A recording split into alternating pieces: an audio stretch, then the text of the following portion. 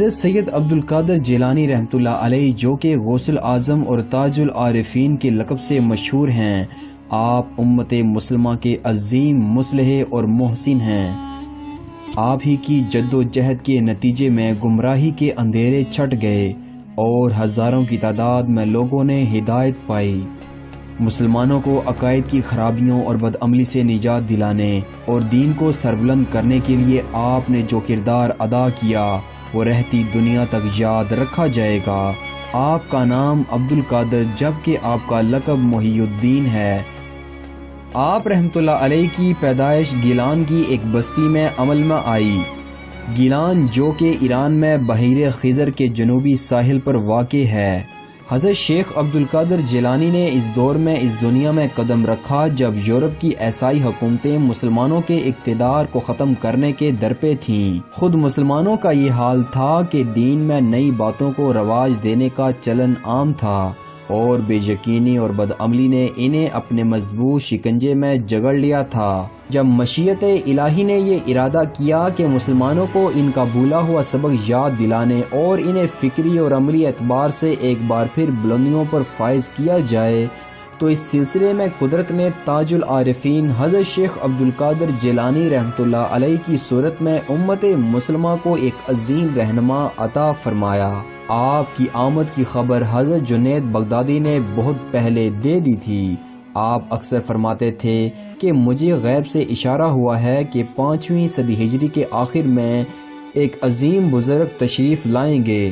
ان کا نام عبد القادر ہوگا جو کہ جیلان میں ان کی ولادت ہوگی۔ اس دور کے عظیم صوفی اور ولی حضرت سید عبداللہ کی پاک باز صاحبزادی حضرت ام الخیر فاطمہ کو ایک بڑے عابد و زاہد نوجوان حضرت ابو سید ابو صالح موسیٰ کی زوجیت نصیب ہوئی، جس کے نتیجے میں رب کائنات نے انہیں یکم رمضان المبارک 470 ہجری مطابق 1078 عیسوی کو ایک فرزند عطا فرمایا۔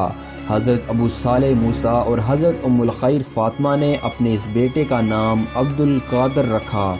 آپ کم سن تھے کہ آپ کے والد گرامی سید ابو صالح کا انتقال ہو گیا۔ آپ کے نانا جان حضرت سید عبداللہ نے آپ کو اپنی سرپرستی میں لے لیا۔ آپ 5 برس کے ہوئے تو والدہ ماجدہ نے جیلان کے مدرسے میں انہیں داخل کروایا۔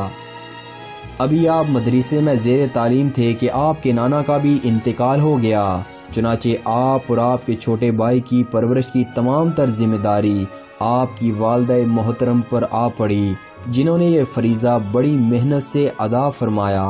جب حضرت عبد القادر جیلانی رحمۃ اللہ علیہ 18 برس کے ہوئے تو آپ نے اپنی والدہ محترمہ سے علم کے حصول کے لیے بغداد جانے کی اجازت مانگی۔ والدہ تو دل سے چاہتی تھیں کہ ان کا بیٹا علم کی رفتیں پائے، لیکن بغداد جیلان سے 400 میل دور تھا اور آج سے تقریباً 900 برس قبل ذرائع آمد و رفت نے اتنی ترقی نہ کی تھی کہ یہ سفر کسی مشکل کے بغیر چند گھنٹوں میں طے پا جاتا۔ اس سفر میں صحراؤں اور بیابانوں سے بھی واسطہ پڑتا تھا، جہاں ڈاکوؤں کے ٹولے قافلوں کی طاق میں رہتے تھے، لیکن ان تمام باتوں کے باوجود حضرت ام الخیر فاطمہ نے اپنے پیارے بیٹے کو پرنم آنکھوں کے ساتھ اجازت دے دی۔ والد مرحوم کے چھوڑے ہوئے ترکہ میں 80 دینار موجود تھے، چنانچہ حضرت ام الخیر فاطمہ نے 40 دینار حضرت عبد القادر کے چھوٹے بھائی کے لیے رکھ دیے، جبکہ بقیہ 40 دینار انہوں نے حضرت عبد القادر جیلانی کی گڈری میں بغل کے نیچے سی دیے۔ جب آپ سفر پر روانہ ہونے لگے تو والدہ نے آپ کو نصیحت کی کہ بیٹا ہمیشہ سچ بولنا۔ والدہ کی اس نصیحت کو عبد القادر نے دل میں بٹھا لیا اور حضرت ام الخیر فاطمہ کی یہی نصیحت ڈاکوؤں کے ایک پورے گروہ کو راہ راست پر لانے کا سبب بنی۔ یہ واقعہ بہت مشہور ہے، اس لیے ہم اسے اختصار سے بیان کریں گے۔ حضرت عبد القادر جیلانی جس قافلے کے ساتھ بغداد روانہ ہوئے وہ ہمدان کے مشہور شہر تک تو خیریت سے پہنچ گیا، لیکن اس سے آگے کے سنسان پہاڑی علاقے میں 60 ڈاکو اس قافلے کے انتظار میں تھے۔ چنانچہ ڈاکوؤں نے قافلے کا سارا مال و اسباب لوٹ کر ایک جگہ جمع کیا۔ عبد القادر کو لڑکا سمجھ کر کسی نے ان پر خاص توجہ نہ دی۔ یوں ہی ایک ڈاکو نے آپ سے پوچھا کہ اے لڑکے تمہارے پاس بھی کچھ ہے؟ آپ نے اطمینان سے کہا کہ ہاں میرے پاس 40 دینار ہیں۔ ڈاکو نے اس بات کو مذاق سمجھا اور آگے کی طرف چل پڑا۔ جب دوسرے ڈاکو نے بھی یہی سوال کیا تو آپ نے پہلا جواب دوہرایا۔ اس بات کی خبر جب ڈاکوؤں کے سردار احمد کو ملی تو اس نے عبدالقادر کی تلاشی لی تو واقعی بغل کے نیچے گڈری میں سلے ہوئے 40 دینار نکل آئے۔ سردار نے پوچھا کہ تم نے دینار چھپانے کی کوشش کیوں نہیں کی اور سچ سچ کیوں بتایا؟ آپ نے جواب دیا کہ میری والدہ محترمہ نے مجھے نصیحت کی تھی کہ اے بیٹے ہمیشہ سچ بولنا۔ احمد نے یہ جواب سنا تو اس کا دل لرز اٹھا اور آنکھوں سے آنسو بہنے لگے اور روتے ہوئے بولا کہ اے لڑکے، تم نے اپنی ماں سے کیے ہوئے عہد کا اتنا پاس رکھا اور میں اتنے برس سے اپنے خالق سے کیا ہوا عہد توڑ رہا ہوں۔ پھر احمد نے تمام برے کاموں سے توبہ کی اور اس کے ساتھ ڈاکوؤں نے بھی برے کاموں سے بچنے کا عہد کیا۔ روایت ہے کہ یہ تمام ڈاکو اس توبہ کے بعد نیک اور دیندار زندگی بسر کرنے لگے۔ حضرت شیخ عبدالقادر جیلانی رحمۃ اللہ علیہ فرماتے ہیں کہ یہ پہلی توبہ تھی جو گمراہ لوگوں نے میرے ہاتھ پر کی۔ 488 ہجری بمطابق 1095 عیسوی میں یہ قافلہ بغداد پہنچ گیا۔ بغداد اس زمانے میں عالم اسلام کا مرکز تھا۔ علمی اور فنی اعتبار سے اس شہر کا درجہ بہت بلند تھا، جبکہ غیر اسلامی دنیا میں بھی اسے بہت عزت کی نگاہ سے دیکھا جاتا تھا۔ آپ نے بغداد پہنچ کر چند ہی دنوں میں جامعہ نظامیہ میں داخلہ لے لیا۔ اس وقت یہ عالم اسلام کی اعلیٰ پائے کی یونیورسٹی تھی۔ آپ نے اس دور کے متعدد علماء اکرام سے علم حاصل کیا۔ اس کے علاوہ آپ نے قرآن پاک حفظ کیا۔ 8 سال تک علم کے دریاؤں سے سیراب ہونے کے بعد آپ نے تزکیہ نفس کی غرض سے عبادت و ریاضت کی طرف توجہ فرمائی۔ اس وقت آپ کی عمر مبارک صرف 26 سال تھی۔ چنانچہ 496 ہجری سے لے کے 521 ہجری کا دور آپ نے ریاضت اور عبادت میں گزارا۔ آپ خود فرماتے ہیں کہ اس دوران میں شیاطین نے کئی طرح سے بہکانے کی کوشش کی، لیکن اللہ نے مجھے ان سے محفوظ رکھا۔ ایک بار میں صحرا میں تھا کہ میں نے دیکھا کہ عظیم روشنی نمودار ہوئی جس میں سے ایک سورج جھلکنے لگی۔ اس سورت نے مجھ سے کہا کہ اے عبدالقادر، میں تیرا رب ہوں، میں نے تیرے لیے تمام حرام چیزیں حلال کر دی ہیں۔ میں نے اعوذ باللہ من الشیطان الرجیم پڑھ کر اسے دھتکار دیا تو وہ روشنی فوراً تاریکی سے بدل گئی اور سورت دھواں بن گئی۔ اس دھوئیں سے آواز آئی کہ اے عبدالقادر، اللہ نے تم کو تمہارے علم کی وجہ سے میرے مکر سے بچا لیا۔ میں نے فوراً کہا کہ بے شک یہ میرے رب کا کمال ہے جس نے مجھے تمہارے مکر سے بچایا۔ یعنی شیطان یہ چاہتا تھا کہ آپ اپنے علم پر غرور کریں، لیکن رب ذوالجلال کے کرم سے اس کی یہ کوشش بھی ناکام ہوئی۔ آپ نے 25 سال ریاضت اور مجاہدے میں بسر کیے۔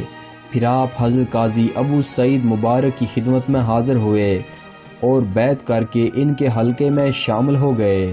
16 شوال 521 ہجری بمطابق اکتوبر 1127 عیسوی کو آپ کو دن میں خواب میں رسول اللہ صلی اللہ علیہ وسلم کی زیارت نصیب ہوئی، جو فرما رہے تھے کہ اے عبدالقادر، تم لوگوں کو گمراہی سے بچانے کے لیے واعظ و نصیحت کیوں نہیں کرتے؟ یہ خواب دیکھنا تھا کہ آپ تڑپ اٹھے، بیدار ہو کر ظہر کی نماز ادا کی اور واعظ کے لیے بیٹھ گئے۔ آپ کی تقریر تھی کہ بہتا ہوا دریا۔ لوگ آپ کی فصاحت و بلاغت سے بے حد متاثر ہوئے۔ ابتدا میں آپ نے اپنے شیخ ابو سعید کے مدرسے میں درس کا سلسلہ شروع کیا۔ بہت جلد آپ کی شہرت دور دور تک پھیل گئی۔ آپ کے ارشادات سننے کے لیے ہزاروں افراد دور دور سے آتے تھے۔ آپ ہفتے میں 3 دن وعظ فرماتے تھے، جبکہ ان وعظوں کا سلسلہ پورے 40 سال تک جاری رہا۔ خود حضرت شیخ عبدالقادر جیلانی فرماتے ہیں، میرے ہاتھ پر 5000 سے زائد عیسائی اور یہودی مسلمان ہو چکے ہیں، جبکہ 1 لاکھ سے زائد بدکار اور فاسق و فاجر لوگ توبہ کر چکے ہیں، اور یہ اللہ کا خاص انعام ہے۔ ایک بار خلیفہ نے ایک ایسے شخص کو بغداد کا قاضی بنایا جس کے ظلم کی وجہ سے لوگ اسے پسند نہ کرتے تھے۔ آپ کو علم ہوا تو آپ نے خلیفہ سے کہا، تم نے مسلمانوں پر ایک ایسے شخص کو حاکم بنایا ہے جو کہ ظالم ہے، تم اپنے خالق کو کیا جواب دو گے؟ یہ سن کر خلیفہ اس قدر روئے کہ داڑھی تر ہو گئی۔ انہوں نے اسی وقت قاضی کو ان کے عہدے سے ہٹا دیا۔ 521 ہجری میں جب آپ کی عمر مبارک 90 سال سے زائد ہو چکی تو آپ بیمار رہنے لگے۔ وصال سے کچھ دیر پہلے انہوں نے اپنے صاحبزادے شیخ عبد الوہاب کی خواہش پر انہیں کچھ نصیحتیں کیں، پھر غسل فرمایا اور نماز عشاء ادا کی، دیر تک سجدہ ریز رہے اور پوری امت مسلمہ کے لیے دعائیں مانگتے رہے اور فرماتے رہے کہ اے اللہ محمد صلی اللہ علیہ وسلم کی امت کو بخش دے، اے اللہ محمد صلی اللہ علیہ وسلم کی امت پر رحم فرما۔ پھر اپنے بستر پر لیٹ گئے اور چند کلمات ارشاد فرما کر آپ کی زبان مبارک سے 3 مرتبہ اللہ کا نام نکلا، پھر آپ کی آواز پست ہو گئی اور یوں 10 ربیع الاخر 521 ہجری بمطابق 13 فروری 1166 عیسوی کو سفر آخرت پر روانہ ہوئے۔ آپ کے وصال کی خبر پھیلی تو لوگ روتے ہوئے بیتابی کے ساتھ آپ کی قیام گاہ کی طرف دوڑے۔ آپ کے جنازے اور تدفین میں ہزاروں لوگ شریک ہوئے۔ آپ کو بغداد میں سپرد خاک کیا گیا۔ بعد ازاں 941 ہجری بمطابق 1535 عیسوی میں عثمانی فرمانروا سلطان سلیمان اول نے آپ کے مزار پر خوبصورت گنبد تعمیر کروایا۔ آپ کے مرکز کی زیارت کرنے کے لیے مسلمان آج بھی بغداد کا رخ کرتے ہیں۔ دوستوں میں